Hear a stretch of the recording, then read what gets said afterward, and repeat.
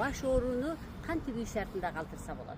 Баш ооруну калтырыш үчүн лимфа массаж жана висцерал массажын жасаңыз. Лимфа массаж бул моюндагы без тамырлар керексиз нерсеге көбүрөөк толуп жылбай калгандыктан мээге жаш кан барбай калат. Мен дайым сиздерге айтып келем, урматтуу мекендештер, бизде кан тамыр бар. Ал кан тамыр келет, бизди багат, биздин клеткаларыбызга тамак азык заттарды, кычкы пекти, гемоглобинди, микроэлементтерди, гормондорду баарын алып келип берет.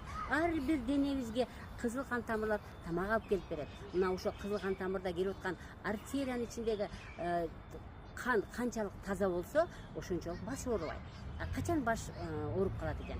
Бизге тамактангандан кийин керек жок нерсе кетет экен лимфа менен. Мына ошол лимфа бездери толуп калганда мээге кеткен кан тамырларды кысып коет экен дагы, кан барбай калгандыктан баш ооруйт экен.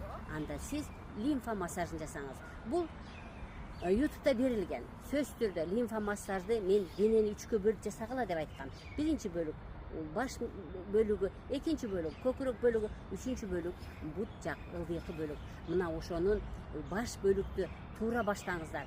Туура акыреттин үстүнөн моюндагы бездерди туура жылдырыңыздар, башыңыздын ооруганын өзүңүз сезесиз. Буга кошуп сөзсүз түрдө жатып курсакка массаж жасаңыз. Курсактагы органдар албетте жыйрылып калганда алтын чыккан кан эң биринчи курсакка кетет. Аорта деген чоң кан тамыр менен келет. Мына ошо аорта кан тамырынын кызарып, шишип турган органдарыңыз кысып койгон үчүн кан экинчиси мээге ошолор кысылып калгандыгына барбай калган үчүн башыңыз ооруп атат экен. Демек сиз курсакка массажды сөзсүз жасаңыз.